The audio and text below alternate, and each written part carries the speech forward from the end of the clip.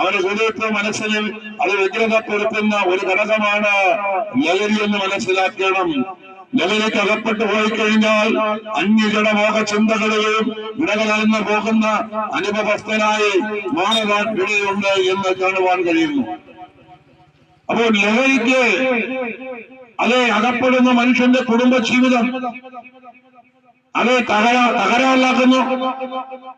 അതെ, ചില വ്യക്തികൾ കൂട്ടുകാരത്ത് വീട്ടിനകത്ത് ഒരു കാലഘട്ടം മുമ്പ്, ഇപ്പോഴല്ല, ഓരോ ഭവനങ്ങൾക്കകത്ത് മദ്യപാനികൾ അതെ മദ്യപിക്കും.